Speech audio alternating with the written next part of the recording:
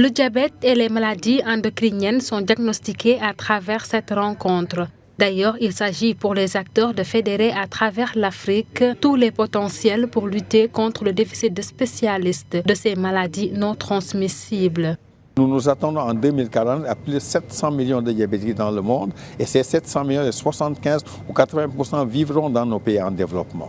Déjà, les statistiques de 2015 du Sénégal ont bien montré que nous sommes 3,4% de Sénégalais globalement de 18 à 69 ans qui ont le diabète. Mais dès qu'on dépasse 45 ans, il devient à 5,5%. Quand vous allez à 70%, c'est 10% de cette population qui est diabétique. Donc c'est normal qu'aujourd'hui qu'on parle du diabète, une pathologie grave. Par contre, pour les affections endocriniennes, comme maladie de la thyroïde, comme maladie des glandes surrénales, de l'hypophyse, des gonades, l'infertilité, il y a beaucoup d'affections.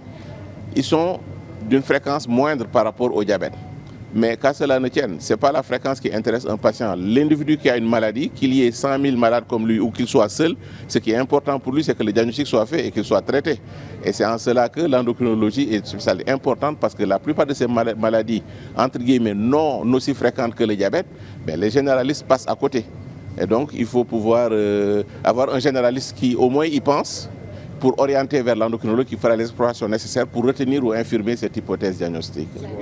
Pour faire face à ces pathologies, les défis sont aujourd'hui énormes. La formation à distance est conçue comme solution à l'échelle africaine. C'est effectivement une excellente chose et c'est une chose qui va propulser encore davantage la diabétologie au niveau des spécialités ou des diplômes d'université que peuvent acquérir des médecins généralistes comme des médecins d'autres spécialités, des cardiologues qui peuvent se former à ça. Et cette occasion permet aussi de tisser les relations avec les autres spécialités qui sont des partenaires, on va dire, dans la prise en charge de nos malades. Parce que comme vous savez bien, les diabétiques sont des malades qui sont transversaux, donc la prise en charge elle est transversale. Ce deuxième congrès de la Société sénégalaise endocrinologie, diabétologie et nutrition sociédienne a vu la participation de près de 300 participants venus des pays de la sous-région. Des tables rondes et expositions sont organisées pour mieux permettre aux participants de réfléchir par rapport à la prise en charge du diabète.